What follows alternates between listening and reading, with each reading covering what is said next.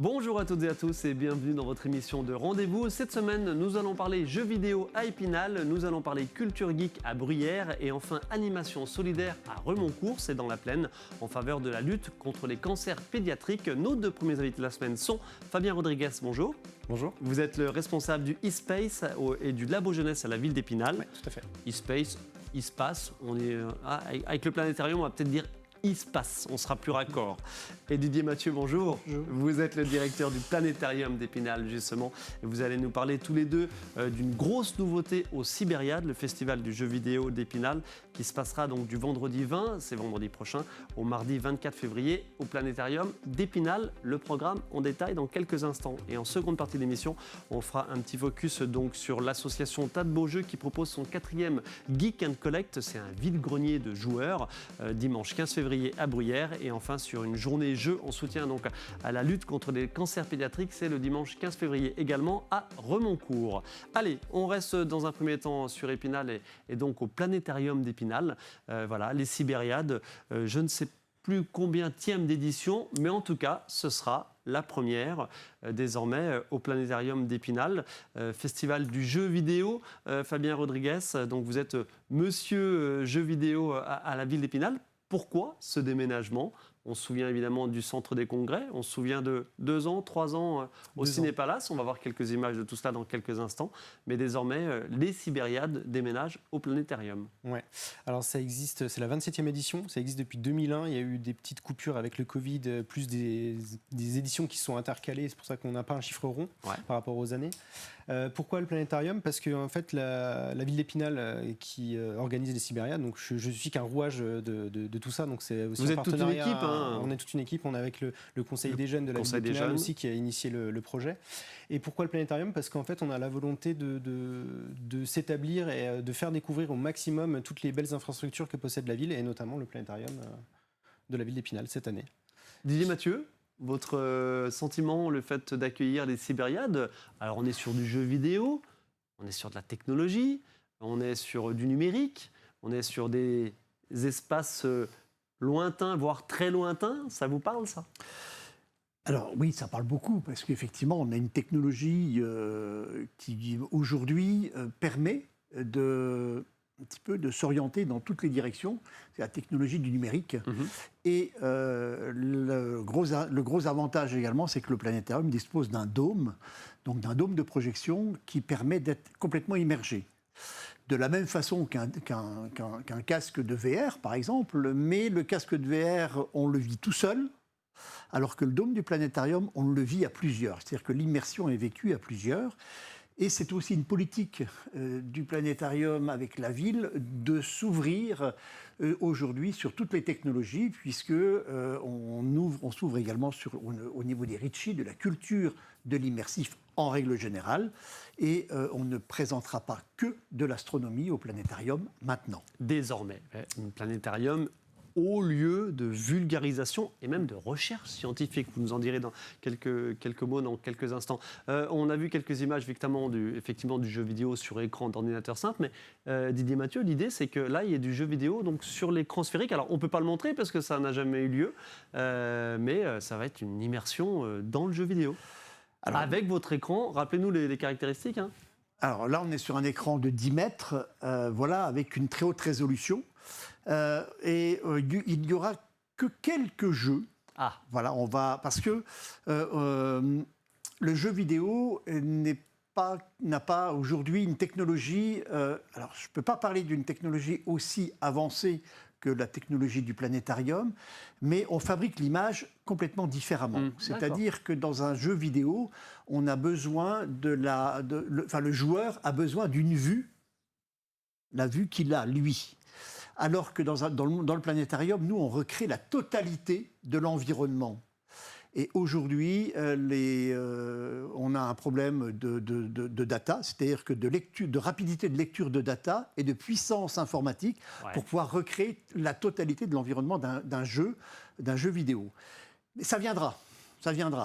On a aujourd'hui quelques jeux quand même qui utilisent le dôme, comme par exemple on a un jeu, nous, sur le pilotage du rover lunaire, où il y a des petites énigmes à trouver sur la Lune. Il y en a d'autres où, effectivement, il y aura des démonstrations sur ce côté immersif que facilite le Dôme, quoi. Affaire à découvrir, affaire à suivre, effectivement. Fabien Rodriguez, on revient sur le fond, bien sûr, des Sibériades. Vous l'avez dit, donc une nouvelle édition de ce festival du jeu vidéo. Alors, de quoi s'agit-il? Ça commence donc le vendredi 20, donc pas ce vendredi-là, mais le suivant. C'est évidemment sur les vacances scolaires. Vendredi, samedi, le week-end, plus lundi, mardi de la semaine qui suit. Donc, on est sur les 2 semaines de vacances chez nous, à cheval. L'idée, c'est bien sûr de proposer aux jeunes de jouer, mais pas que. Il y a aussi plein d'ateliers de sensibilisation, de découverte. Alors l'idée de base déjà qui est gardée depuis 2001, c'est d'offrir aux Spinaliens la possibilité d'avoir une semaine de divertissement pour ceux qui ne peuvent pas partir en vacances ou qui ne veulent pas. Ou voilà, Spinaliens ou autres, parce que tout le monde est accepté, mais à la base c'est quand même pour les Spinaliens. Il peut y avoir des fans qui viennent d'ailleurs. Oui, il y a du monde qui vient d'ailleurs également. On va avoir de la sensibilisation. On a un stand de la sensibilisation notamment au PEGI, donc en rapport avec le jeu vidéo. Donc ça va être tout ce qui est noté sur les boîtes de jeu quand on achète un jeu, les numéros qui sont notés dessus, ainsi que les pictogrammes. Par rapport aux âges et au type de jeu. Et les pictogrammes qu'on connaît un petit peu moins, qui sont associés à chaque jeu vidéo également. Donc ça, il y a une sensibilisation là-dessus. Et on aura aussi un stand avec un jeu de quiz qu'on a créé, qui s'appelle le Cyber Quiz, et qui reprend un petit peu ces thématiques-là. Pas que, il y aura aussi de la culture générale, etc. Mais on voit quelques images à l'époque au centre des congrès, parce que voilà, ça a passé, vous avez été pendant 2 ou 3 ans donc au Ciné-Palace, mais avant c'était au centre des congrès avec une grosse logistique. 2 ans au Ciné-Palace. 2 ans au Ciné-Palace, c'était assez court pour le coup, et voilà, donc toujours beaucoup d'ordinateurs mobilisés, des moyens mis à disposition par la ville, les joueurs qui peuvent venir avec leur propre matériel ou pas. Alors matériel périphérique, on va dire. Oui, manette, clavier, souris éventuellement s'ils veulent. Sinon les ordinateurs, on ne réinstalle pas un ordinateur sur place le jour des Sibériades, c'est trop de logistique. Mais voilà. Citez-nous quelques jeux évidemment qui seront proposés. Alors, en démonstration, en jeu et puis en tournoi aussi. Alors, on va avoir tous les jeux très connus et que les jeunes jouent en général. Donc, on va avoir Valorant, League of Legends pour les jeux multijoueurs. Là, c'est vraiment des jeux 5 contre 5. Donc, ça mobilise pas mal de joueurs en simultané. Okay. On va avoir du Mario Kart classique, Football Club, donc l'ancien FIFA, le jeu de foot. On va pouvoir retrouver également Just Dance. Donc un jeu qui nous fait bouger dans la vraie vie. Comme on a vu en image. Voilà, et on va avoir tout un pôle avec des jeux plus méconnus, avec notamment des jeux développés par des créateurs indépendants, dont certains français, dont même certains qui jouent le jeu et qui nous offrent des clés à faire gagner. Donc c'est-à-dire que les joueurs vont pouvoir participer à des petits tournois. Vous savez de quoi vous parlez, vous avez vous-même créé des jeux. Ouais, je suis développeur également à mes heures perdues. Pardon, fermez la parenthèse. Pas de souci. Et donc du coup là, on a des partenaires qui nous offrent des jeux, donc on va pouvoir faire gagner des jeux à des joueurs. Voilà. Donc on peut faire un petit tournoi sur un petit jeu et repartir avec le jeu. Comment ça marche pour s'inscrire pour les tournois? Alors les inscriptions auront lieu. Alors les tournois, ce sera que le samedi-dimanche. Et c'est inscription sur place, donc en général à partir de 13h30, 14h. Et après, on a le début des tournois qui va être timé. On aura la programmation qui sortira prochainement sur le site. Et on n'a pas dit effectivement les heures d'ouverture de ces Sibériades au Planétarium d'Épinal. À partir de quelle heure? Donc à partir de 13h. Et jusque 18h30, si je ne dis pas de bêtises. Ok, donc tous les après-midi, à 18h30, effectivement. Et important, puisque ce n'est pas en centre-ville, la ville a mis en place des navettes au départ de tous les centres sociaux. Premier départ, par exemple, à 16h, à 12h36 du centre Léo-Lagrange. Après, il tourne et il amène tout le monde au planétarium. Et retour à partir de 18h au planétarium. Et pareil, donc un petit circuit en ville pour ramener tout le monde. Et on pourra même venir aussi à vélo. Et évidemment, possibilité de venir à vélo. Et puis bien sûr le bus de ville. Enfin, il y a plein de possibilités de venir au planétarium et on peut aussi venir à pied. Aussi, c'est pas mal. Mais en tout cas, les navettes, c'était la petite spécificité de cette édition. On n'est pas très loin du centre-ville, mais juste pour rajouter, donc, par rapport au vélo, en fait, il y aura une station Villevolt qui sera mise à disposition et placée pour le planétarium pour les Sibériades à cette occasion. Le système de vélo à assistance électrique en libre service, bien sûr, sur l'agglo d'Épinal. Un petit mot sur une nouveauté, un jeu grandeur nature, Among Us. Tout à fait. Alors, ça parle au plus grand nombre ou aux plus jeunes qui nous écoutent. Among Us, c'est quoi et quel sera l'objet de ce jeu grandeur nature ? Alors, l'idée, c'était de faire un petit peu, avant de partir dans le côté geek et vraiment très, très numérique, de rassembler un petit peu les gens autour d'un jeu commun et d'un jeu en grandeur réelle et à taille humaine.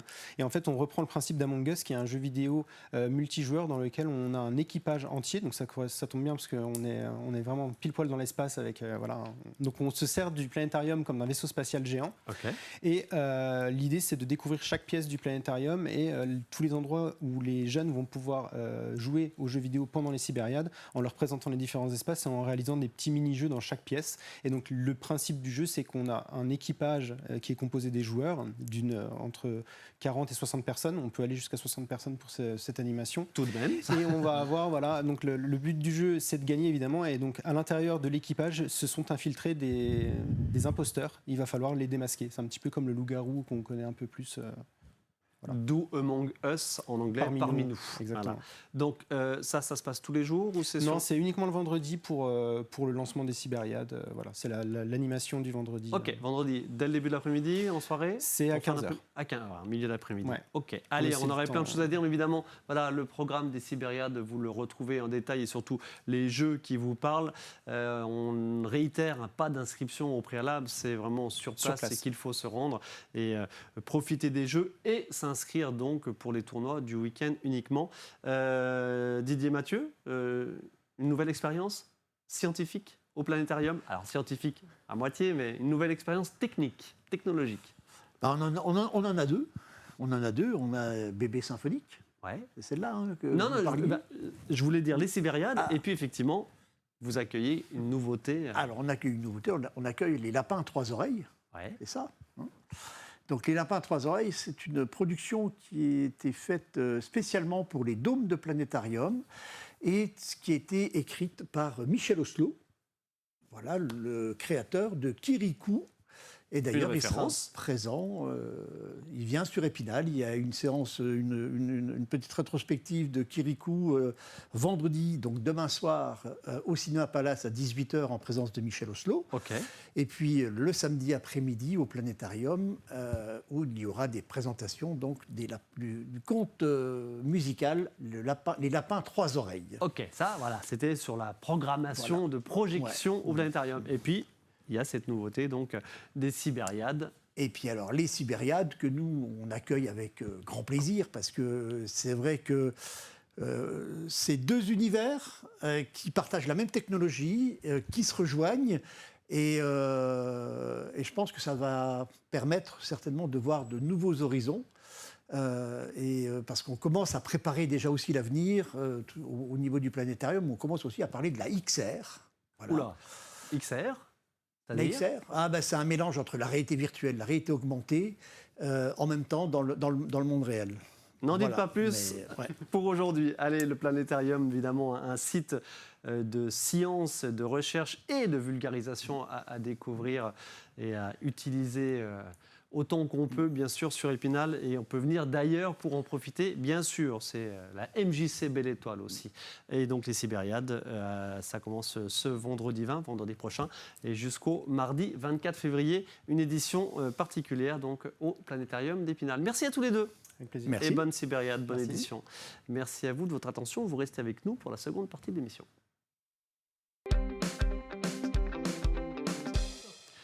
Seconde partie de votre émission de Rendez-vous avec Christine Poinceau. Bonjour. Bonjour. Vous êtes la présidente de l'association Le Courageux Combat d'Antoine, association qu'on connaît bien. On vous propose régulièrement de venir promouvoir vos animations diverses et variées, et puisque vous proposez une nouvelle journée jeu en soutien à la lutte contre les cancers pédiatriques. C'est le dimanche 15 février à Remoncourt. On est du côté de la plaine, grosso modo entre Mirecourt et Vittel.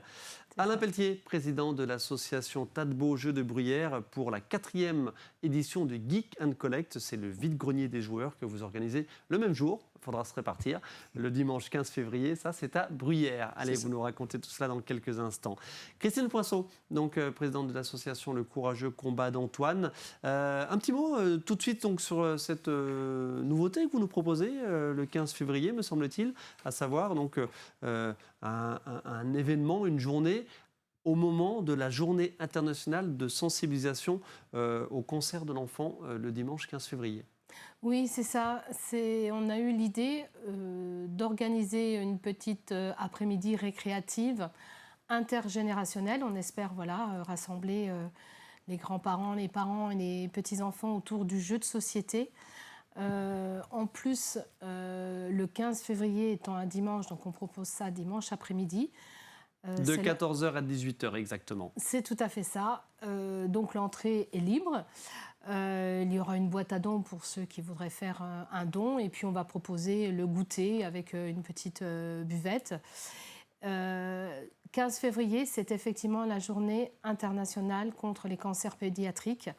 Donc une journée de sensibilisation, et comme elle tombe au début des vacances de février, donc voilà, on a eu l'idée de mettre ça en place pour rassembler un peu toutes les générations et avoir une pensée pour les enfants qui se battent, qui se sont battus ou qui se battront contre leur cancer. On parle bien sûr effectivement de ce dimanche 15 février, ce dimanche de cette semaine. Un petit mot sur le combat d'Antoine. Donc rappelez-nous qui est Antoine, votre fils bien sûr, qui a été atteint, donc touché en 2012 par une tumeur cérébrale. C'est ça, Antoine est tombé gravement malade, donc le pronostic a été vite posé d'une tumeur cérébrale maligne, donc il s'est retrouvé hémiplégique du côté gauche. Son cancer aujourd'hui n'est toujours pas guérissable et nous on se bat pour effectivement soutenir la recherche contre les cancers pédiatriques, et puis aider les enfants ou directement les familles ou en structure qui sont ou gravement malades ou porteurs de handicap. Et puis aussi sensibiliser sur le cancer pédiatrique qui, même si à notre niveau on arrive de plus en plus à en parler parce qu'effectivement vous nous soutenez depuis de nombreuses années, et de par toutes les manifestations qu'on organise systématiquement, on sensibilise sur ce sujet très particulier. Malgré tout, on se rend compte que ça reste un sujet tabou. Et effectivement, les 2500 jeunes qui sont diagnostiqués chaque année en France et 500 qui décèdent, on n'en parle encore pas beaucoup, en tout cas pas dans les grands médias.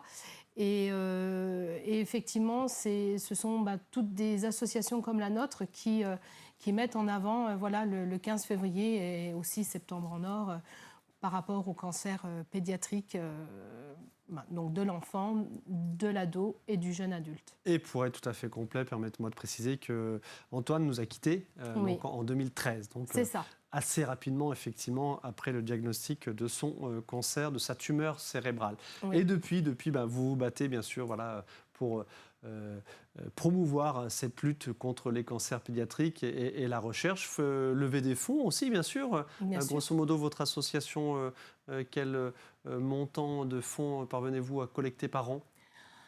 On va dire que pour cette année, on est environ à 40 000 € de dons qu'on va pouvoir... Ça commence à parler. Effectivement, on en est très très fiers parce que Remoncourt, c'est un petit village. Petit village où vous organisez notamment, je vais montrer tout de suite les images, un marché artisanal. C'est ça. Donc c'était au mois on va voir les images d'avril dernier, donc c'était en avril 2025. A priori, il aura de nouveau lieu cette année ? Voilà, a priori, on est en train de préparer le prochain. C'est toujours pendant les vacances de Pâques. Ouais. Effectivement, on fait des animations et des manifestations. Donc il y a celles que nous organisons et celles auxquelles nous participons, pour récolter des fonds, surtout donc pour la recherche, pour les familles et puis les structures qu'on accompagne. Voilà, affaire à suivre donc le 19 avril pour cette nouvelle édition du marché des artisans et artisans d'art du côté et petits producteurs locaux du côté de Remoncourt. Allez, je reviens, si vous permettez, sur la journée de ce dimanche 15 février, puisque vous allez... aussi faire la promotion d'un défi d'une association, l'association 2500 voix. La punchline, c'est envoyer symboliquement le cancer sur la Lune via une application. Racontez-nous en détail. Ça se passe jusqu'au 15 février, justement. Encore quelques jours, donc. C'est ça. On a encore toute cette semaine pour bouger, va-t-on dire. Effectivement, 2500 voix, c'est une association de recherche que nous soutenons depuis le début de sa création. Ouais. Et elle a eu l'idée d'envoyer symboliquement le cancer sur la Lune. Donc, c'est une application, Strava, qui permet de comptabiliser les différents pas, coups de pédale que l'on peut faire en marchant, en courant, en pédalant. Tout ça cumulé, il y aura donc un arrêté des kilomètres au 15 février, le jour de la journée internationale des cancers pédiatriques. Et l'idée, c'est de parcourir 384 000 kilomètres pour envoyer symboliquement le cancer sur la Lune, pour sensibiliser, pour inviter les gens à se bouger, à marcher, à courir pour les enfants et les ados qui se battent. Et puis, donc l'application est totalement gratuite. Bien évidemment, ceux qui veulent faire des dons sont les bienvenus. Allez, application à télécharger, application Strava sur votre smartphone. Encore quelques jours pour ce défi d'envoyer symboliquement le cancer sur la Lune, bien sûr, le cancer pédiatrique en particulier. Merci beaucoup, Christine Poinceau. Et donc voilà, rendez-vous ce dimanche à Remoncourt pour une après-midi jeu et on reparlera ultérieurement du 19 avril, donc une nouvelle édition de votre marché des petits producteurs locaux et d'art et d'artisans d'art. Merci, à tout vite. Alain Pelletier, bonjour. Rebonjour. Donc, vous êtes le président de l'association Tas de Beaux Jeux. Vous êtes du côté de Bruyères. Alors, merci pour la perruque, ça fait tout de suite... C'est pas une perruque. Il y en a plein qui croient que non. Alors... Vous m'avez démasqué, là. Arrêtez. Joli, zut. Là, vous m'avez coincé, là. C'est pas grave. Vous nous proposez une nouvelle édition de votre Geek & Collect, un vide-grenier donc des joueurs, ce dimanche 15 février. Alors pour le coup, c'est toute la journée. Donc éventuellement, le matin, aller à Bruyères et puis l'après-midi, aller du côté de Remoncourt. Geek & Collect, 4e édition, ça veut dire que ça marche bien. Bah, ça marche bien, oui. On va voir quelques photos et l'affiche et des photos des précédentes éditions. On a 20 exposants cette année, dont des artisans avec créa de Sonia, qui fait des perles, en tout cas fait de la pop culture avec des petites perles. On a Alex Art et ses figurines également. Okay. On a le local de la Vison et sa recyclerie qui viennent également. Et puis une boutique de jeux de société, c'est quand même pas mal, du Grand Gnome de Gérard May. Voilà. Alors, vous dites Geek & Collect, donc on est... pas que sur du jeu, hein, c'est la culture geek en général. Oui, c'est la culture geek. Là, vous êtes entouré de jeux vidéo, de jeux plateau. Alors, on a parlé de jeux vidéo juste avant. Vous êtes entouré de jeux plateau. Oui, bien sûr. Parce que vous êtes grand collectionneur de jeux. C'est ça. Hein, donc, mais évidemment, il y a 1000 jeux qui sortent tous les ans, ça, on sait le chiffre là. Sauf que nos étagères ne sont pas extensibles et on est obligé de revendre un petit peu des jeux d'une autre époque. Hein. MB, par exemple, ici. Une destination secrète par ici avec un Nathan. Les gnomes de Tixi Édition également, c'est tous des boîtes qui n'existent plus, hein, on est bien d'accord. Et on va dire tout de suite, généralement, c'est des jeux qui coûtent un petit peu de sous quand même. Hein. On est alors, sur quoi, ceux-là moins que ceux-là. Mais les plus récents, on est sur quoi 35, 40, oui, 50 ça va euros. Encore. Ceux-là que je vous montre, ouais, c'est à peu près 50, 35, voilà. 35 pour un jeu à deux également. D'où un véritable vide-grenier spécialisé. C'est ça. Et donc, une bourse ou une bourse d'échange. C'est pas forcément un échange parce qu'on n'échange pas trop les vieux jeux contre les nouveaux. Mais en tout cas, on échange l'argent récolté en tout cas pour ça. J'espère que ça va bien marcher. Et puis, combien de visiteurs les précédentes éditions ? 250 visiteurs. Okay. Alors c'est vraiment, hein, c'est petit, hein, mais évidemment, c'est des joueurs passionnés qui viennent renflouer un petit peu leur étagère. Donc ça, c'est quand même cool. Et puis nous aussi, on a de notre côté des joueurs passionnés qui vendent des vieux jeux, mais également du neuf, hein, parce que ça n'a pas plu ou X raison. Voilà, on l'a reçu en double à Noël, pourquoi pas, hein. Et ça vous permet aussi peut-être de collecter un petit peu de fonds pour vous proposer des choses entre vous et puis aux non-joueurs d'aujourd'hui qui seront les joueurs de demain, puisque vous faites bien sûr des moments de jeu au sein de votre association. Tous les vendredis, tous les derniers de vendredi de chaque mois, on organise, en tout cas on n'organise pas, on se réunit en tout cas pour jouer aux jeux qu'on a achetés dans la semaine. Voilà. Ok. Entrée gratuite, bien sûr. Bien sûr. C'est de 9h à 17h. C'est à la salle des fêtes de Bruyères. Vous avez parlé des exposants, artistes, artisans d'art. On va voir tout de suite quelques images d'Alex qui fabrique. Alors racontez-nous un petit peu, qu'est-ce qu'il fabrique ? Il fabrique ses figurines. Ok. Je ne sais pas plus parce que c'est mon copain Paul qui connaît bien plus Alex. Je suis désolé. C'est un local de l'État. Il habite dans le coin, Certainement. Ok. Voilà. Ouais. Alex, on voit non parce que c'est impressionnant et ça avec une structure là qu'on voit à l'antenne qui est vraiment impressionnante, carrément dans une pièce, ça prend tout un mur. Et puis voilà, seront exposés donc à ce Geek and Collect des petites créations, des plus petites créations que les grosses choses qu'on vient de voir à l'antenne. Et puis il y aura aussi Sonia. Qu'est-ce qu'elle fait, Sonia? Sonia, elle fait des tableaux pop culture avec des petites perles. Hein, vous savez, okay. Les petites perles, voilà. Ouais, donc, les perles à repasser, j'ai l'impression, c'est pas ça? Oui, c'est ça. Hein. On a vu on va voir quelques photos aussi. Ça roule. Allez, donc vide-grenier des joueurs, 4e édition du Geek and Collect, ce dimanche 15 février. C'est du côté de Bruyères à la salle des fêtes tout au long de la journée. Merci à tous les deux. Merci à vous, Ludovic. Bon week-end chargé, bon dimanche chargé, effectivement. Voilà, n'hésitez pas. Profitez-en, déplacez-vous pour du fun d'un côté et du côté de Bruyères, et puis pour du fun mais solidaire du côté de Remoncourt. Merci à tous les deux, à tout vite sur le terrain. Merci, à bientôt. Merci à vous de votre attention, on se retrouve la semaine prochaine pour une nouvelle émission.